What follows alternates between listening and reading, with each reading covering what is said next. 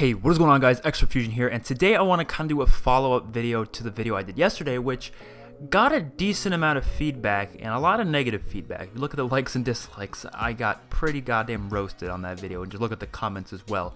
I think people misunderstood the video as a whole, and I kind of wanted to discuss it again. So what happened was I called the video Black Ops 4's leaked zombies gameplay. It looks a little disappointing. That's what the title was. And I didn't show gameplay, I didn't link any of it because I'm not, taking the chances of getting my channel terminated. I'm not going to do that on this video either. If you want to see the gameplay, type in Black Ops 4 Zombies leaked gameplay on YouTube. It'll come up. It'll be the first thing. There's literally a 7-hour live stream of gameplay. You can watch it. But I'm not taking the chances, so I'm not, uploading anything here. But this is the discussion. I want to talk about it. So kind of a follow-up on last video where I talked about my criticisms for it, why I think certain features are bad features in the game and why I think it's a problem. People kind of roasted me saying, are you kidding me? This looks amazing. How do you think it's shit? You must suck at the game. You must be complaining too much. You're a bitch. You're a crybaby. All these different things. Look, anybody who's a longtime subscriber of me knows this. I am one of the most positive people when it comes to Call of Duty and just overall the franchise. I'm always defending it in every situation possible. I'm defending the living crap out of this game.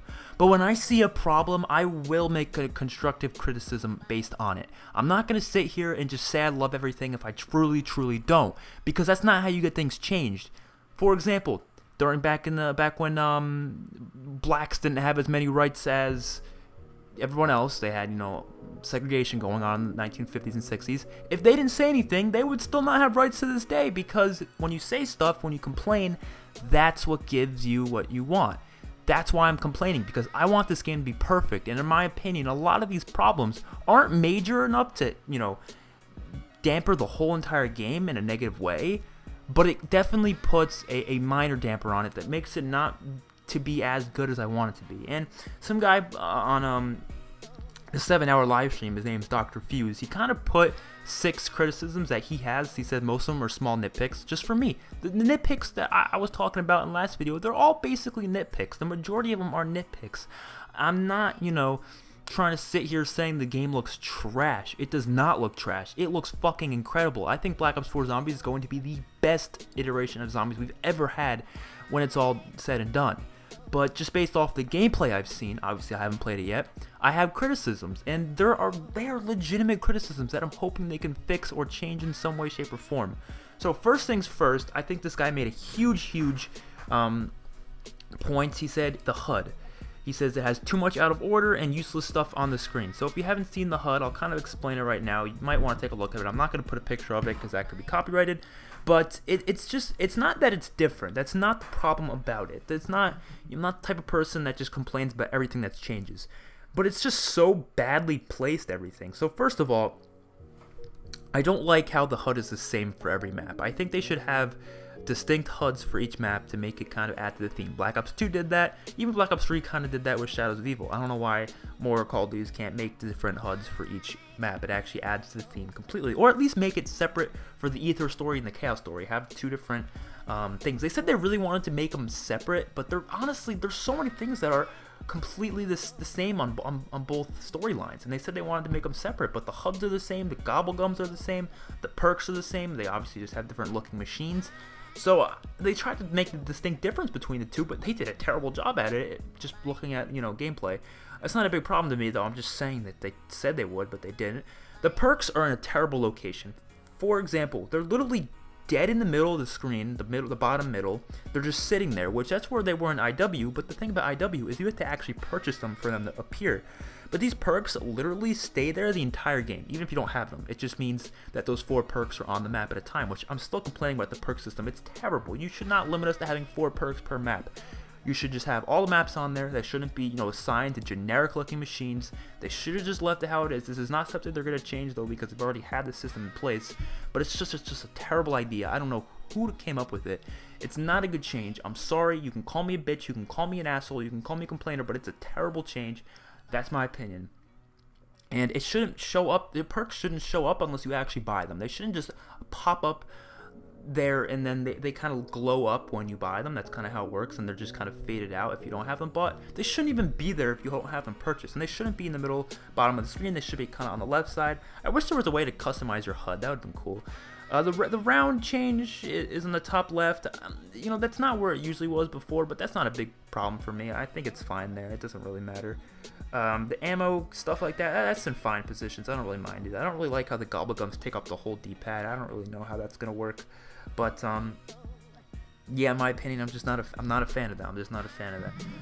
Then we go into other things. He says the starting pistols, pack-a-punch, are all just every single one of them. Every pistol that you can pack-a-punch that you can start with, or at least most of them, the Strife and the revolver-looking pistol, it just turns it into the Mustang and Sally. Now, he says that it's kind of generic and boring, that there's no unique starting pistols. You know, I would love for them to have the M1911 in here as one of the starting pistols that you can have. That's another problem. There's like no classic weapons. I thought we were going to have tons of classic weapons. I thought we were going to have like the Brecci, the Draken, all these other classic weapons within the game, which I consider those classic weapons for Blood of the Dead, because Blood of the Dead takes place in the Black Ops 3 storyline, so it makes sense for them to have a lot more Black Ops 3 weapons on that map. Obviously, Black Ops 4, you can have all those guns in the Chaos maps, that's fine. And then I'm assuming Classified should have some Black Ops 1 guns. That just makes sense for the story, and also it just kind of fits the theme of it. But no, they're literally only classic weapons they have that aren't in multiplayer. Are the Essex model, whatever, the MG08 looking gun, it's wind handler, it was in Blackout, the M1927, some like weird machine pistol looking thing, almost looks like a Thompson but not really, and then the trench gun. That's it. There's nothing else. There's just nothing else. They don't even have the MP40 or the Galil, even though those two guns are literally in Blackout. Now, this is just based off of the leaks. They could have had them hidden in there somewhere. They could not show up until the full game comes out. I don't know. But based on leaks, they have said that they are not in the game and that the guns that are listed are just the ones there. And the Brecci and Draken aren't even in there, even though they were in the trailers. But obviously, they were just used as placeholders. So that's kind of disappointing. I mean, I know it's a new game, we should have new guns, but we should also have some returning guns just to bring back some old feels from the old games. It's just, I like when they do that. I don't like when they just remove everything like that. He says the perk system is bad. A lot of the names have changed. I kind of agree. I'm not really a problem with changing the names. I don't really understand why they changed the names for so many of them. Like they can upgrade perks and change how they work without having to completely change the name. I don't really see the point of that. Like look at Double Tap. Just call it 2.0. You know, they have Widow's Wine is now Winter's Wail, and it's completely different. Which that's a completely different perk, so I understand that. But then like Electric Cherry is now called Electric like Burst or something. Like what was the point of that? Why just keep it Electric Cherry? I don't understand the point of changing the name of that perk. PhD Flopper to PhD Slider makes sense, and then Deadshot Daiquiri is now Deadshot Dealer. That doesn't make any sense either. Just if you're gonna change the perk and how it works, just call it 2.0. Quick Revive is completely changed, but guess what? They just kept the name as Quick Revive. I don't get what they're trying to do. It's still like if they were changing all the names of the perks for the Chaos storyline, that makes sense, right? But for the Ether storyline, why are you changing the names of the perks? And he says that Jug being removed and Double Tap and Speed Cold being removed is you know, it makes sense because they're crutch perks. But, well, personally, I don't think Speed Cold was a clutch perk. I still don't know why that was removed. I really don't think it was a clutch perk at all. But there were so many better ways they could have gone about it than just removing those perks. Like, I'm not going to sit here and complain all day, say the game's ruined or anything, because it's not ruined. I 100% agree. It is not ruined. This game's going to be incredible. But it kind of does put a damper on it a little bit. When you remove these iconic perks, it just takes away the fundamentals that created zombies in the first place.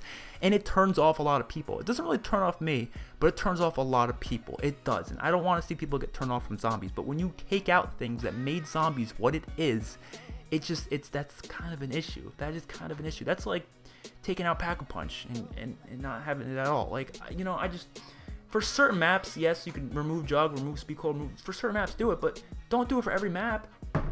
That's another thing. I feel like they're gonna have the same maps or the same guns and the same perks on every map. It's such a bad system because what that does is it makes every map feel the same. They should put some perks on some maps, some perks on other maps, some perks on some maps, some guns on some maps, some guns on other maps. Make it different. Make every map have something unique to it that the other maps don't have other than just the atmosphere, the wonder weapons, and the music. But obviously there's tons of positives. I'm watching gameplay, there's tons of positives. It looks good, the maps look beautiful, they look really detailed and awesome. It looks like the Easter eggs are probably going to be really fun, we don't really know much about them. The wonder weapons sound great based off of the special weapons and such. Which the special weapons, I'm not the biggest fan of that system. I kind of wish it was just something you got in the game rather than having equipped it before you start, which is kind of a weird system. But yeah, I think the game has a long way to go from being good.